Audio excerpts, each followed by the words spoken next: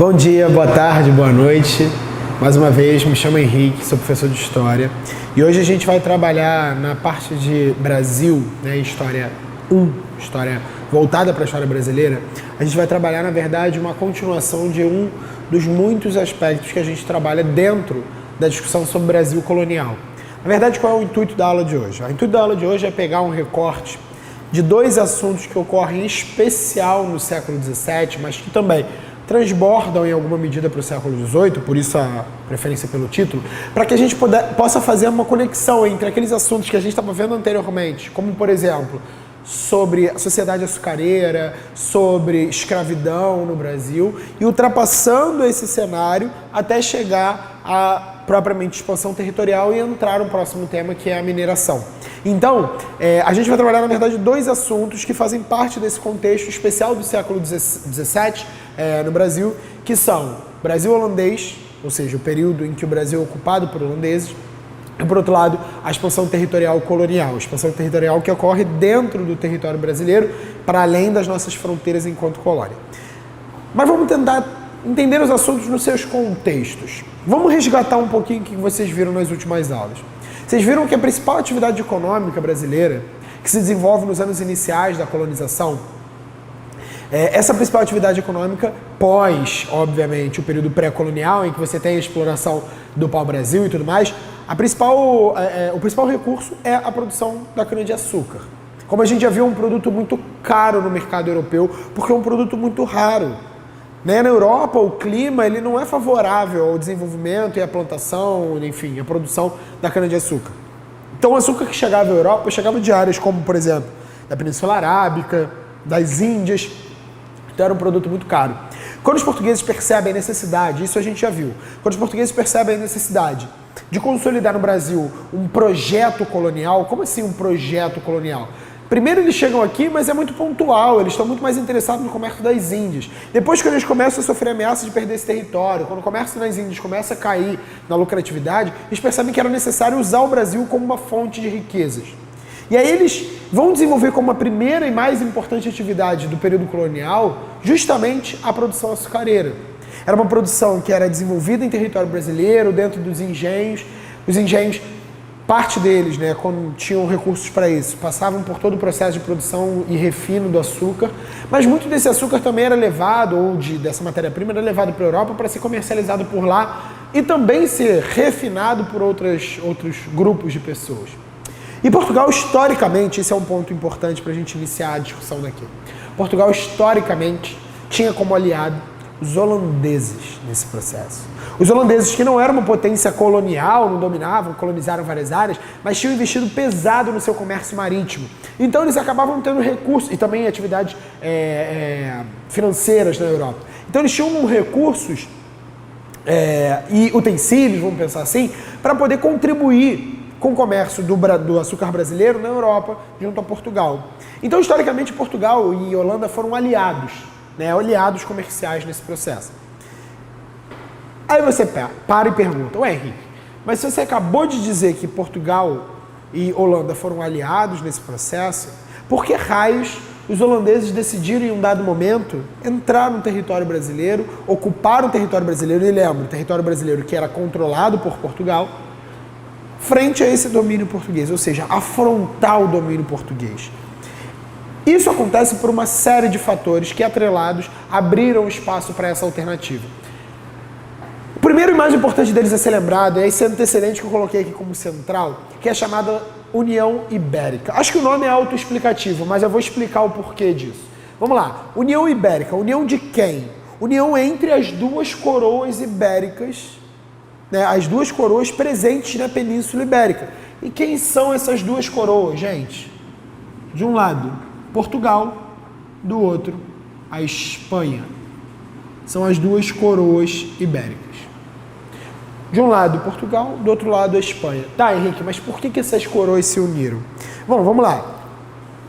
Num dado momento, no século XVI, mais especificamente no ano de 1778, morre o rei de Portugal, chamado Dom Sebastião. Um rei muito jovem, com 24 anos apenas, que não tinha se casado, muito menos tinha tido filhos, herdeiros diretos ao trono. E esse cara, ele governou durante muito tempo, governou durante um período de tempo, sem se casar, porque ele dedicava-se principalmente às atividades que a gente pode chamar de cruzadísticas, vamos dizer assim. Ele ainda estava submetido muito a uma mentalidade medieval de combate ao inimigo, ao mouro, ao inimigo muçulmano, ao infiel, como os europeus cristãos chamavam. E ele acabava se envolvendo em vários desses conflitos, e um desses conflitos ele acaba morrendo.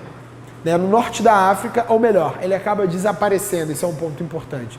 Numa batalha na região de hoje é o Marrocos, os portugueses são derrotados e o rei de Portugal, Dom Sebastião, ele acaba desaparecendo. E aí, ao desaparecer, o rei de Portugal não deixa herdeiros para o trono. Aí você pergunta, Henrique, mas ele desapareceu, como se ele não morreu? É bem provável que ele tenha morrido, só que seu corpo nunca foi encontrado. Pode ter se perdido na região da batalha e nunca foi encontrado o corpo do rei. Por isso eu estou destacando a figura do desaparecer e não morrer, porque na cultura europeia, portuguesa em especial, mas isso também é trazido para cá, surge uma espécie de uma narrativa mítica, que é o mito do sebastianismo, de que Dom Sebastião, o rei tão adorado pela população, voltaria a qualquer momento para salvar Portugal. Salvar de quem? Nesse momento, o mito do sebastianismo falava que Dom Sebastião voltaria para salvar Portugal do controle estrangeiro, especial, do controle espanhol. Por quê? Porque quando Dom Sebastião morre, ele não deixa herdeiros para o trono. A única pessoa que estava mais apta a governar numa linhagem mais imediata, direta, era um cara chamado Henrique, Dom Henrique, só que ele tinha um pequeno detalhe. Ele era cardeal da Igreja Católica, já tinha por volta de 70 anos, e, primeiro, ele por ser um cardeal não tinha tido filhos, nem tinha se casado, por ser vinculado à igreja, e segundo, naquele momento ele já era muito velho para poder ter filhos. Ele até tenta reivindicar junto ao Papa a quebra do seu voto de celibato para que ele pudesse ter filho, para poder gerar um herdeiro, mas isso não dá tempo, não acontece, e Dom Henrique, cardeal Dom Henrique, acaba morrendo. E aí? Quem governa Portugal agora? Dom Sebastião, que era o rei, morreu, seu tio, o cardeal Dom Henrique, morreu, e nenhum dos dois deixou herdeiro direto. É claro que nenhum trono fica vago nesse momento.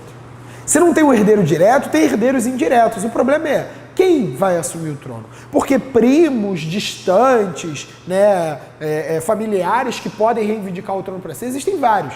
Só que desses vários, nem todo mundo teria a possibilidade de efetivamente assumir o trono. E quem acaba assumindo o trono, sendo um desses herdeiros indiretos, era na verdade o rei da Espanha, Filipe II, que se torna Filipe I de Portugal. Agora, por que isso é interessante? Mas por que o rei da Espanha conseguiu assumir? Simples. Ele tinha um diferencial quando comparado aos demais postulantes ao trono. Ele tinha um exército. Ele tinha um Estado nas suas mãos. Então, ele se posicionou à frente do trono português e falou, eu vou assumir o trono, eu tenho direito. E, de fato, algum grau de legitimidade ele tinha, porque tinha parentesco com os reis falecidos. Mas ele conseguiu efetivamente assumir o trono justamente porque ele era o rei da Espanha e era o mais poderoso dos postulantes ao trono. Isso, obviamente, vai gerar algum grau de insatisfação por parte de setores da sociedade portuguesa. Afinal, o rei vizinho, misturando as coisas, isso seria um problema para a autonomia de Portugal. Mas o rei Filipe II da Espanha, e passa a ser o rei Filipe I de Portugal, ele se compromete, ele assina um juramento em que ele se compromete a garantir que a autonomia do Estado português fosse mantida, de que nenhum problema aconteceria para os portugueses. E isso faz com que parte da elite local, da aristocracia local, aceite, de certa maneira, a figura de Dom Filipe como rei de Portugal e também rei de Espanha. Quer dizer, como rei de Espanha e também como rei de Portugal. Só que vamos lá, gente. Essa parte costuma dar um nozinho, então eu vou pedir muito cuidado e atenção de vocês para poder entender. Eu estou falando vou falar agora de 3 estados diferentes que estão entrelaçados nessa história toda. Quais são eles? Espanha, Portugal e Holanda. Holanda, o que tem a ver com isso? Vamos chegar lá. Lembra que eu falei que são antecedentes? Então, vamos pensar que a Holanda era uma grande aliada de Portugal. Isso ficou claro, acho que para todo mundo, durante o comércio marítimo e tudo mais. Portugal agora está submetido à Espanha. Quem controla Portugal é a Espanha. Beleza. Só que, qual é o problema aqui? É que a relação entre Espanha e Holanda estava longe de ser boa. O território holandês era um dos territórios submetidos à coroa espanhola. Não era uma colônia espanhola, mas era um dos territórios submetidos à coroa espanhola. E essa galera da Holanda decidiu se declarar independente contra o domínio da coroa espanhola. contra a dinastia que governava a Espanha, por exemplo, dos Filipes, que viria a ser o Filipe II, Filipe III, Filipe IV, a gente vai ver isso com calma. Então o ponto é que a Holanda, vamos lá, era rival da Espanha, a Holanda era aliada de Portugal. Só que nesse momento, Espanha controlava Portugal. Opa, peraí, agora a gente começa a ver mais claramente um problema nessa história toda. Por quê? Porque se a Espanha controla Portugal, a Espanha vai permitir que os portugueses continuem mantendo laços de amizade, de comércio com os holandeses?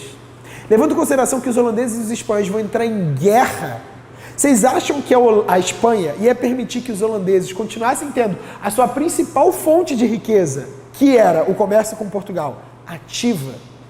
Não. Qual é a grande parada, então? Os holandeses são, aos poucos, isso é um processo gradual, né? O Filipe I de Portugal, o Filipe II de Espanha, que é o primeiro a assumir o trono de Portugal, ele fala, não, Portugal vai funcionar plenamente. Já depois do seu herdeiro, Filipe III e Filipe II, né, respectivamente, Espanha e Portugal, já vai começar a problematizar essa relação. Filipe IV, então, que é o Filipe III de Portugal, vai começar a romper, de fato, essa ligação entre Portugal e Holanda. Então, um processo gradual, mas um processo gradual que cada vez mais os espanhóis vão limitando a atuação dos holandeses no comércio com Portugal. Só que o comércio com Portugal feito pelos holandeses era um comércio realizado principalmente onde, gente? Em Portugal? Não, era aqui no Brasil. Os holandeses eram os grandes parceiros comerciais dos portugueses no comércio do açúcar brasileiro. A principal fonte de riqueza da Holanda era o açúcar brasileiro nesse momento. E eles estavam sendo impedidos, preste atenção à palavrinha, eles estavam sendo impedidos de continuar atuando no comércio do açúcar brasileiro. Quando eles percebem que eles não mais podem atuar na sua principal fonte de riqueza, eles pensam, a gente não vai perder essa fonte. Se a gente não pode atuar legalmente, a gente vai invadir, tomar esse território e controlar. E aí sim, a gente vai continuar lucrando com essa atividade, o açúcar. Então pensa a linha de raciocínio aqui. Você tem Espanha controlando Portugal, que proíbe Portugal de fazer comércio com os holandeses. Os holandeses, percebendo que eles estão saindo prejudicados nessa história toda, decidem invadir o Brasil, colônia portuguesa, para ter acesso ao recurso que para eles era o mais importante naquele momento, que era o comércio açucareiro. Faz sentido até aqui? Sei que é um pouco confuso, mas percebe que há uma relação aí bem amarrada entre esses vários estados, mas que consolida a invasão holandesa. E quando os holandeses invadem o território brasileiro, devido a essa rivalidade com a Espanha, a gente começa a falar efetivamente de um Brasil holandês. Como assim Brasil holandês? Eles dominaram tudo, Henrique? Não. Eles tentam primeiro, em 1625, invadir Salvador, na Bahia. Não são bem-sucedidos. Não tinham recurso suficiente, era uma região muito protegida por ser a capital na época, né, a sede do governo geral, então eles acabam não tendo sucesso. Ficam um tempão tentando, mas não tem sucesso. Eles se reorganizam, buscam novos recursos, inclusive promovem atos de pirataria para roubar ouro das embarcações espanholas que circulavam aqui entre a América e a Europa, e aí eles decidem invadir de novo o território brasileiro, mas eles vão direto para a fonte principal do açúcar, que era Pernambuco, a província, né, na época a capitania, mais rica na produção de açúcar no Brasil. Eles invadem Pernambuco, demoram um tempo, mas conseguem se consolidar. Dali eles vão se expandindo, dominando outras áreas e vão dominar basicamente o Nordeste brasileiro, além de dominar alguns postos comerciais no continente africano, para poder ter acesso à escravidão, né, à mão de obra escravizada. O ponto, então, é que o Brasil holandês, na verdade, é a região do Nordeste, mas que naquele momento era a região de longe a mais importante economicamente para o Brasil, justamente por conta da produção açucareira. Sabe como é que a gente divide essa história do Brasil holandês? Que é como a gente chama. 3 etapas, 1630 a 37, então vamos lá. O Brasil holandês vai de 1630 a 1654, para ficar mais fácil para vocês, coloca aqui 1630 a 54. A primeira etapa vai de 1630 a 37, e é um período marcado por conflitos e adaptação. Como assim? Pensa, os holandeses chegam. A galera que aqui vivia, os colonos de origem portuguesa, vamos chamar de brasileiros, tá? Só para facilitar a ideia. Mas são os colonos de origem portuguesa, muitos já nascidos aqui, outros nascidos em Portugal e que vieram para cá. Mas vamos chamar de brasileiros, vamos botar assim. Os holandeses chegam e se deparam com os brasileiros. Os brasileiros vão falar, não, claro, fica à vontade, é a terra de vocês. Óbvio que não. Eles vão enfrentar os holandeses. Portanto, esses primeiros 7 anos foram períodos extremamente conturbados, com enfrentamento entre holandeses de um lado, brasileiros do outro, tentando conseguir o domínio sobre a terra. Esse período, portanto, foi um período bem problemático. Problemático para os holandeses, porque eles estavam vindo para cá atrás do açúcar. E com essas guerras, conseguia produzir grande quantidade de açúcar? Não. Mas também problemático para os colonos, né, para os brasileiros dessa história, porque esses colonos estavam perdendo a produção devido a esses conflitos. Muitos, por exemplo, escravizados fugiram, aproveitaram esse momento para fugir, então é um momento importantíssimo para a história da população brasileira, né, que naquele momento era escravizada, que se rebela contra o domínio dos seus senhores e foge, dado esse cenário de conflitos internos. Então isso, por exemplo, só para vocês terem uma ideia, o mais importante quilombo, né, mais famoso quilombo da história do Brasil colonial, o Quilombo dos Palmares, ele é fundado justamente nesse contexto, com as fugas dessa galera das fazendas de Pernambuco em direção a outras regiões do Nordeste. Então assim, esse primeiro momento é um momento marcado por conflitos. Só que tanto a elite holandesa que chegava quanto a elite brasileira que comandava percebeu que esse cenário de conflito não era interessante para nenhum nem outro. Porque os dois estavam interessados na produção de açúcar e nenhum dos dois estava conseguindo isso. E aí o que eles pensam, o que eles fazem, melhor dizendo? Eles começam a se articular, e aí principalmente a partir dos holandeses, para tentar estabilizar, amenizar as relações aqui dentro. Ou seja, a busca é por reduzir os conflitos e uma maior aproximação com as elites locais. E o grande responsável por isso, que acaba sendo líder do Brasil holandês entre 37 e 44, é um cara chamado Maurício de Nassau, representante da nobreza holandesa, que vem para cá com uma função específica, administrar o território brasileiro para evitar conflitos e gerar lucros para a Holanda. E ele consegue isso de maneira, né, intocável. Tanto é que até hoje existe um imaginário muito positivo no Nordeste brasileiro, em especial em Pernambuco, sobre a figura de Maurício de Nassau. Claro que, para a população mais pobre, a presença de Maurício de Nassau não fez grande diferença. Para os escravizados não mudou nada, porque eles continuaram sendo escravizados. Então, é importante perceber para quem essa figura de Maurício de Nassau foi destacada, mas para a elite local foi fundamental. Porque o Maurício de Nassau, diferente do que se tinha visto até então, ele não estava tentando enfrentar os colonos. Ele chegava para os colonos e falava, ó, a gente tem que estabelecer aqui acordos para que a gente possa conviver pacificamente. E tanto a gente quanto vocês, colonos brasileiros, possamos lucrar em cima da produção do açúcar, que é o que mais interessa. Então, olha só, para vocês terem uma ideia, quando o Nassau chega aqui, ele estabelece assembleias de governo local, assembleias de decisão local, de decisões locais, que contam com a participação de holandeses, mas também de colonos brasileiros. Então, os colonos se sentem integrados naquele negócio. Maurício de Nassau promove política de incentivo à produção açucareira, com empréstimos a juros baixos aos colonos que tinham perdido a produção devido a esses conflitos. Então ele abre um espaço para que os colonos possam se recuperar. Os colonos, obviamente, olham para o Maurício de Nassau e veem nele uma figura, né, interessante. Além disso, ele vai promovendo outras medidas pontuais, como, por exemplo, a liberdade religiosa na região, claro, novamente, não para os escravizados, não para os indígenas. Liberdade religiosa para essas elites locais, mas é um ponto importante, por quê? Porque parte dessa elite que tinha vindo de Portugal era de judeus forçadamente convertidos, os chamados cristãos novos, e muitos deles nesse momento tiveram a possibilidade de voltar a professar sua fé enquanto judeus, algo que era proibido no Brasil, controlado pelos portugueses. E ele vai promovendo outras medidas, a modernização de Recife, por exemplo. Recife se torna uma região central para o comércio açucareiro, graças ao investimento que Nassau faz. Ele, inclusive, tenta transformar Recife numa cidade moderna, nos moldes das cidades europeias, como Amsterdã, por exemplo. Maurício de Nassau também vai ser responsável por incentivo a expedições de cunho científico e artístico em direção ao Brasil. Então vem artistas para cá representar os povos brasileiros, a fauna, a flora. Tem um cara interessante chamado Albert Eckhout, que inclusive muitos dos registros que a gente tem, né, de pinturas da época são desse cara, e ele se dedicava principalmente a pintar figuras humanas. E aí ele vai ter uma representação claramente voltada aos interesses do conhecimento do europeu. E por que eu falo isso? Porque tem umas figuras que são muito peculiares. Por exemplo, ele tem uma pintura que representa uma mulher tapuia, uma indígena. Só que tapuias eram conhecidos ali naquela região por serem antropófagos, ou seja, promoverem práticas de antropofagia, comer carne humana, né, como parte de um ritual, né, de guerra, em que eles absorviam a energia. Aí só para vocês terem uma ideia, por que eu estou falando isso? Porque mostra que o olhar é absolutamente eurocêntrico, sem compreender a cultura local. Essa representação da mulher tapuia é uma mulher, meio de lado assim, com um cesto aqui pendurado nas costas, e nesse cesto sai uma perna. Sim, uma perna.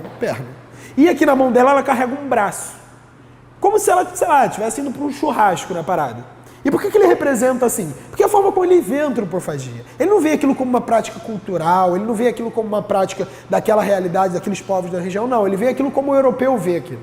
Sem aprofundar na compreensão sobre aquelas realidades. Mas isso acaba sendo fundamental para ter uma representação do Brasil lá fora, na Europa.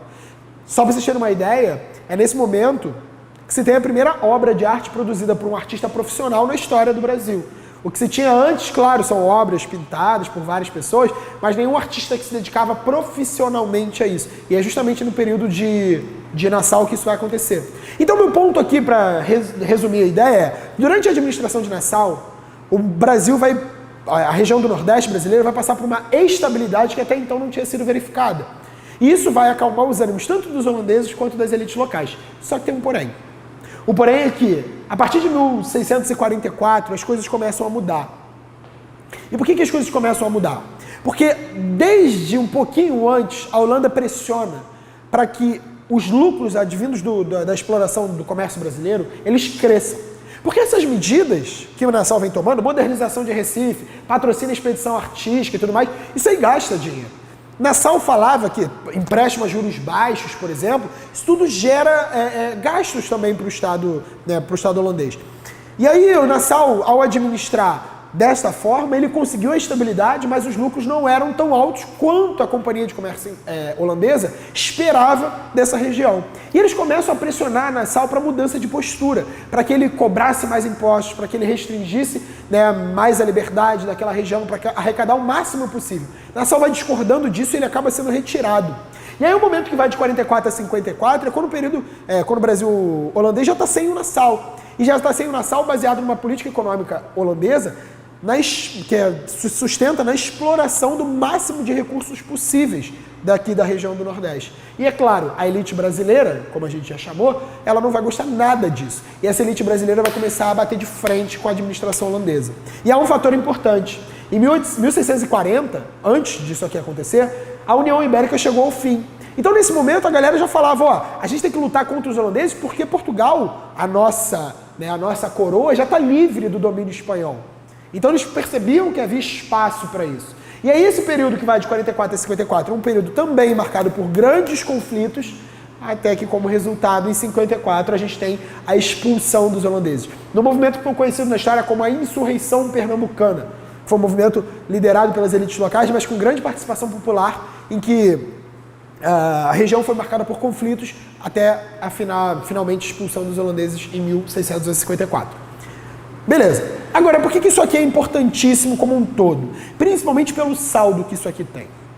Porque quando os holandeses vêm para cá, você tem conflitos. Quando eles são expulsos, você tem conflito. Tudo isso prejudica o processo de produção do açúcar. Mas até aí, beleza. Eles foram expulsos, dá para retomar. Só qual é o problema? Quando os holandeses são expulsos, eles pensam, bom, a gente já se dedicou um tempão a essa atividade, a gente tem recursos, a gente tem dinheiro, a gente tem capacidade de investimento, a gente tem conhecimento técnico, então a gente vai produzir o açúcar. Os holandeses, então, saem do território brasileiro e vão se estabelecer naquelas ilhas que ficaram conhecidas como as Antilhas Holandesas. Ou seja, eles vão se estabelecendo em pequenas ilhas na América Central, aqui no Mar do Caribe, e ali eles vão produzindo também o açúcar. Só que por que isso é muito, muito importante? Porque quando eles produzem açúcar ali, eles começam a competir com o açúcar brasileiro.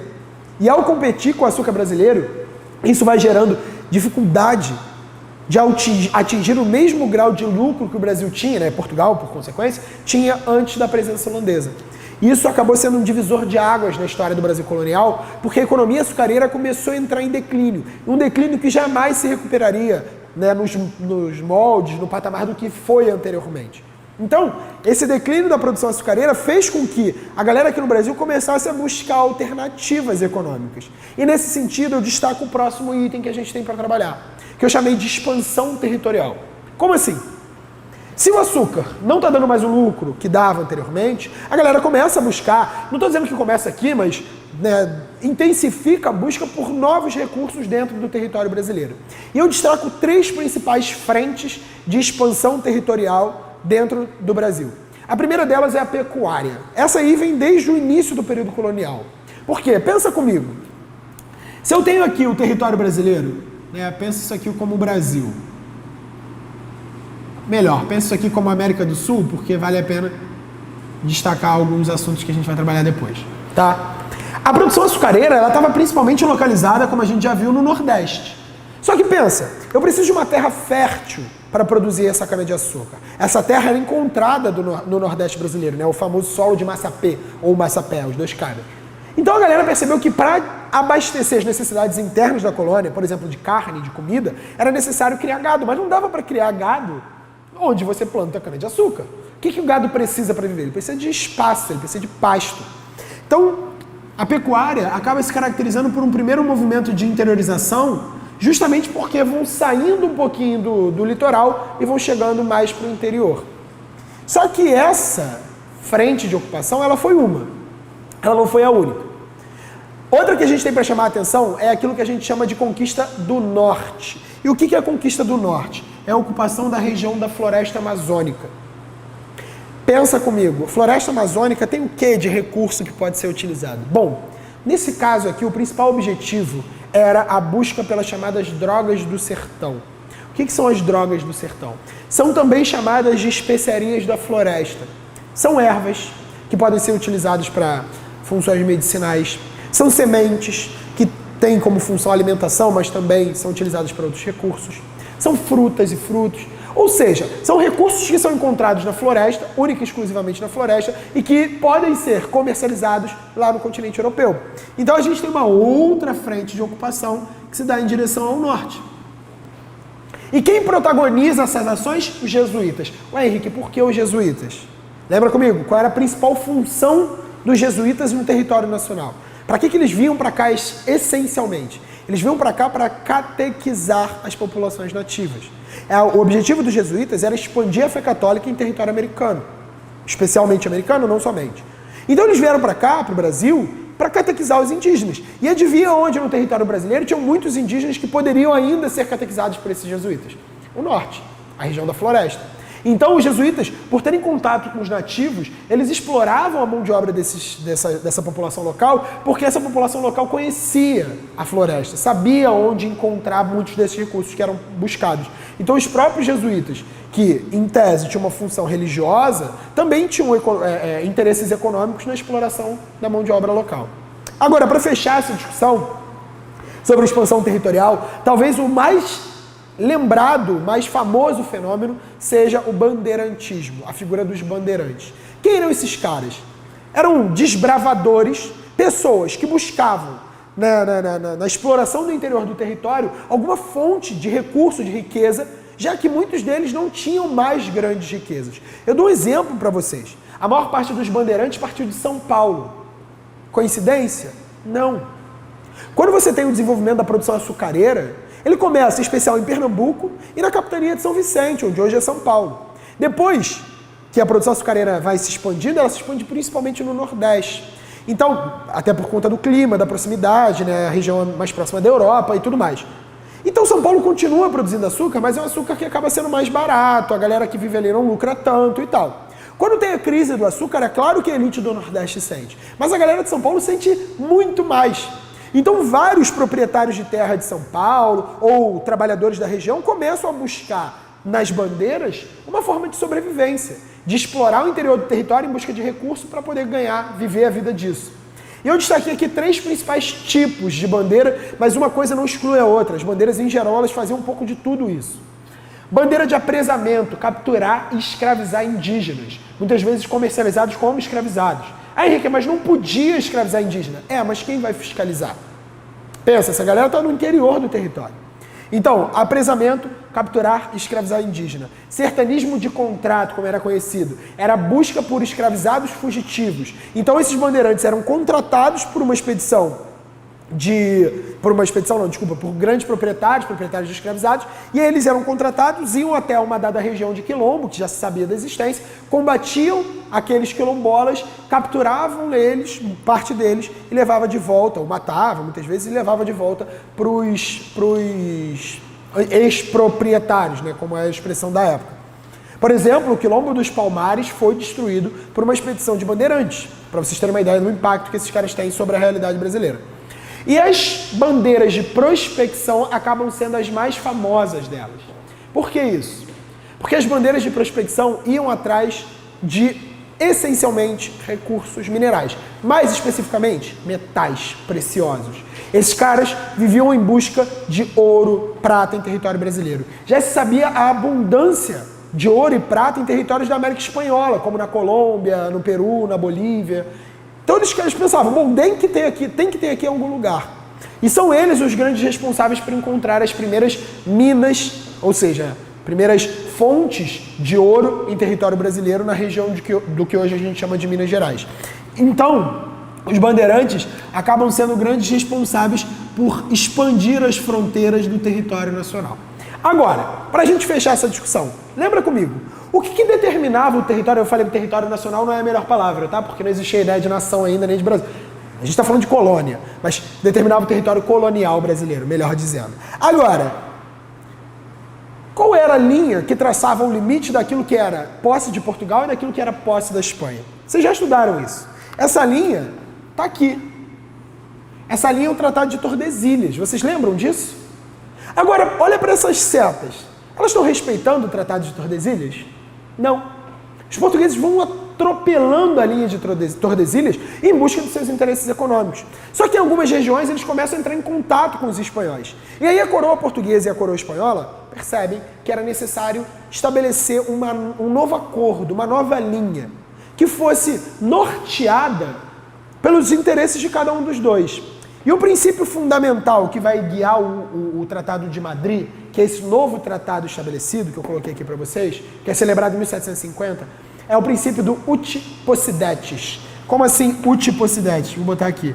Uti possidetis é uma expressão em latim que fala em posse pelo uso. Ou seja, o território vai ser de Portugal se os portugueses estão lá. O território vai ser da Espanha se os espanhóis estão lá. E aí a linha vai ficar mais ou menos assim, ó. Eu sei que não está dos melhores, mas convenhamos, essa linha aqui parece o quê?